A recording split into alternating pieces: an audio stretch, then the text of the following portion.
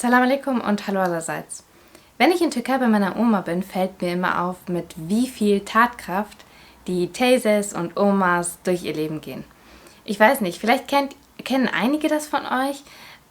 Es gibt dann diese Teyzes und Omas, die sagen, komm, wir machen Sarma und dann kochen wir noch und dann räumen wir auf, dann gehen wir noch zu der und der Freundin und helfen ihr und bringen ihr noch was vorbei und dies und das. Immer wenn ich das in Türkei bei diesen Omas und Teyzes sehe, denke ich mir, woher haben sie diese Tatkraft, diese innere Energie und diese Motivation?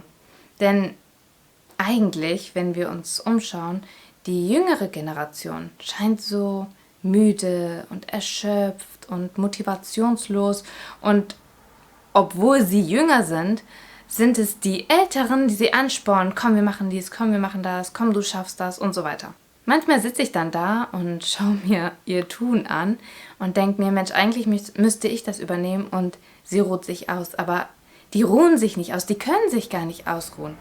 Wenn man das eine übernimmt, dann finden sie eine neue Arbeit. Meine Oma sitzt nicht mal vor dem Fernsehen und guckt einfach, sondern hat eine Stricknadel in der Hand. Also sie kann nicht mal Fernsehen schauen, ohne etwas zu tun, also eine Tätigkeit oder eine Arbeit oder etwas zu schaffen. Und diese Damen haben wirklich meinen allergrößten Respekt. Und dieses Tun hat mich zu meinem heutigen Thema gebracht. Denn diese Müdigkeit und Kraftlosigkeit und Motivation, davon ist eine ganze Generation betroffen. Göttinger Wissenschaftler haben in einer Studie herausgefunden, dass seit 2005 ein Anstieg von 76% an Depressionen Leidender im Bereich der 18- bis 26-Jährigen zu verzeichnen ist. 76%. Das ist drei Viertel mehr. Eine ganze Generation ist müde, erschöpft, energielos, depressiv. Das Einzige, zu was sie sich in ihrer Freizeit wirklich bringen können, ist, mit ihren Freunden zu sitzen und auf ihrem Handy rumzuscrollen. Dabei scheint genau das auch eine der Hauptprobleme und Ursachen zu sein der heutigen Generation. Die Medien, die wir in unserer Freizeit nutzen, um uns zu entspannen, stressen uns eigentlich. Diese dauerhafte Erreichbarkeit, immer up-to-date sein zu wollen, die Menge an Informationen, die wir aufnehmen, die größtenteils irrelevant sind für uns, und vor allem das Blaulicht, das Handy, iPad und auch Laptop ausstrahlen. Und vor allem dieses Blaulicht ist verantwortlich für die Melatoninproduktion, die wiederum verantwortlich ist für Schlafstörungen, Depressivität und auch Unzufriedenheit. Die Menge an Informationen, die wir aufnehmen und die teilweise oder sogar größtenteils irrelevant sind für uns, beschäftigen trotzdem das Gehirn. Und vor allem, sie verstopfen dann Regionen, die wir nutzen könnten, um Sinnvolleres zu machen. Sie haben gar keine Zeit mehr, sich selbst, ihr Dasein oder ihre Ziele zu hinterfragen. Auch der Vergleich auf TikTok, YouTube und Instagram macht viele Jugendliche sehr unzufrieden. Ich will auch so ein Haus, auch so einen Job, auch so ein Auto, ich will dies, ich will das, ich möchte auch so einen Urlaub machen, ich möchte auch so viel reisen, ich möchte YouTuber, Instagrammer werden. Obwohl vieles, was diese Instagrammer zum Beispiel posten, überhaupt nicht realitätsnah ist, führt es zu viel Neid und Unzufriedenheit bei den Jugendlichen.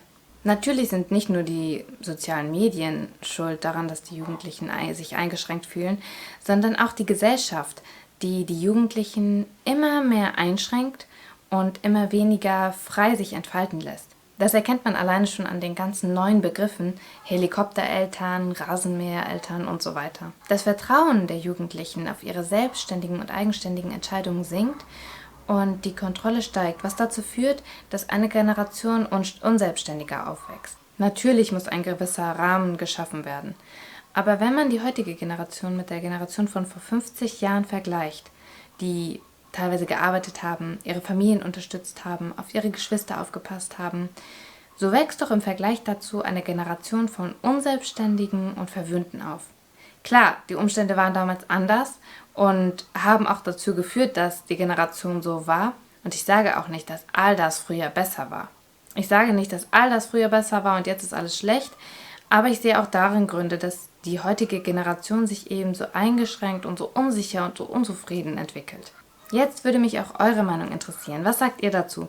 Warum fühlen sich heutzutage so viele erschöpft, energielos und kraftlos? Und eine weitere Frage: Hättet ihr Interesse an einem Video zum Thema Handysucht und was man dagegen tun kann? Und damit wünsche ich euch alles Gute, bis bald, tschüss und Salamu alaikum.